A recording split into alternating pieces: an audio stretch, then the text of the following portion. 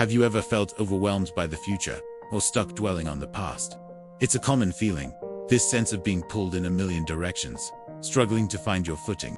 What if I told you there's an ancient philosophy, a timeless operating system for the human mind, that can help you find peace, purpose, and strength?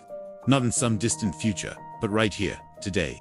This is the power of Stoicism, and it's all about living a virtuous life, one day at a time. Let's start with the morning.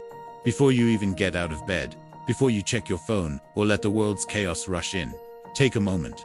The Stoic Emperor Marcus Aurelius would prepare himself for the day by thinking about the difficult people he might encounter. Not to be negative, but to be prepared. He'd remind himself, today I shall be meeting with interference, ingratitude, insolence, disloyalty, ill will, and selfishness. But then he'd add the most important part, that these people are only this way because they do not know the difference between good and evil, and that you, armed with this knowledge, can choose not to be harmed by them.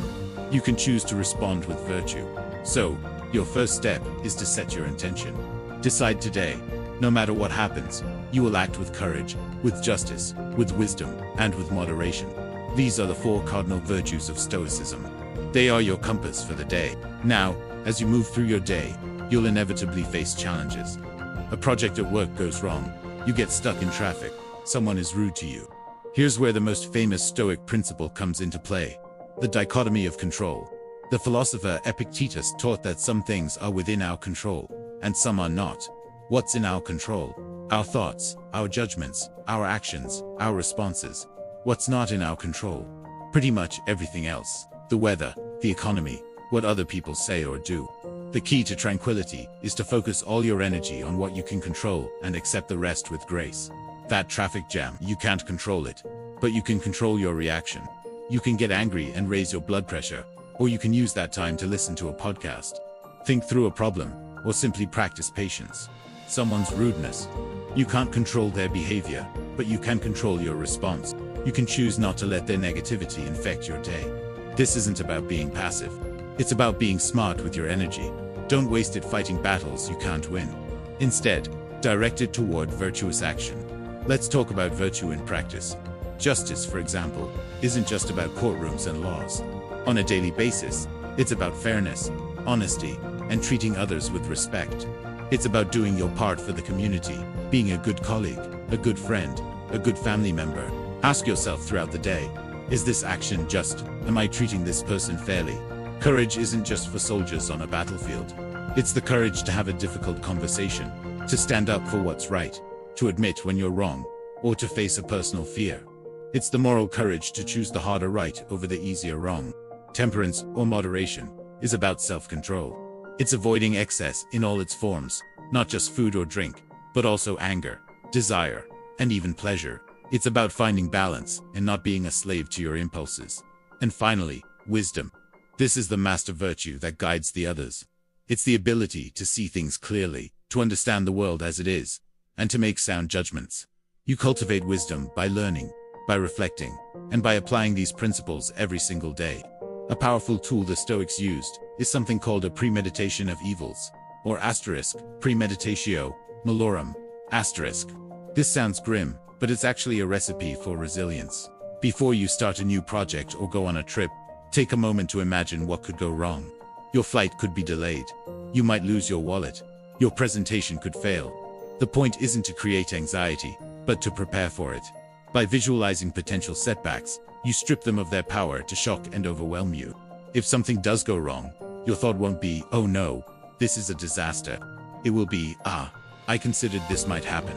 Now, what's the virtuous way to respond? You'll be prepared, not panicked. You can practice this on a small scale every day. Before a meeting, think, what if someone disagrees with my idea? How will I respond with patience and reason? It turns potential obstacles into opportunities to practice virtue. Another key practice is to constantly remind yourself of the impermanence of things. The Stoics were very aware of mortality. Seneca wrote extensively about the shortness of life. This isn't meant to be depressing. On the contrary, it's liberating. Remembering that your time is finite is a powerful motivator to live fully and virtuously. Don't put off being a good person. Don't waste time on trivialities, on grudges, on meaningless distractions. Look at the things you value: our possessions, your achievements, even your relationships. Appreciate them, love them, but remember they are not permanent. This helps you hold them lightly and appreciate them more deeply while you have them, without being shattered if you lose them. As Epictetus would say, when you kiss your child goodnight, remind yourself that they are mortal. This makes that moment, that kiss, infinitely more precious. It focuses you on what truly matters. So how do we wrap this all up at the end of the day? The Stoics were big fans of an evening review. Before you go to sleep, take a few minutes to reflect on your day. Seneca suggested asking yourself 3 questions. What did I do wrong today? What did I do right? What duty did I leave undone? This isn't about beating yourself up. It's a calm, objective audit of your actions. Be honest, but also be compassionate with yourself. Where did you fail to act with virtue? Maybe you lost your temper or acted out of selfishness. Acknowledge it without judgment. Where did you succeed? Maybe you were patient in a frustrating situation or showed kindness to a stranger. Celebrate that. This daily practice helps you learn from your mistakes and reinforce your successes. It makes you a little bit better, a little bit wiser every single day. It's a process of continuous improvement, not a quest for unattainable perfection. Living a virtuous Stoic life isn't about being emotionless or detached. It's about having the right emotions about the right things. It's about feeling joy in virtuous action, feeling contentment in accepting what you can't control, and feeling a deep sense of purpose that comes from living in alignment with your values. It's an active, engaged, and deeply human way to live. It's not a one-time fix. It's a daily practice. It's a journey, not a destination. So, tomorrow morning, when you wake up, remember this. Set your intention to live with virtue. Throughout the day, focus on what you can control. Practice courage, justice, temperance, and wisdom. And in the evening, reflect on your progress. That's it. That's the secret. It's simple, but it's not easy. But by taking it one day at a time, you can build a life of resilience, tranquility, and profound meaning. You can build a fortress for your soul that no external event can ever breach. Thank you so much for watching. I hope these ancient lessons can bring some modern peace to your life. If you found this helpful, please like, share, and subscribe for more content on practical philosophy. See you in the next video.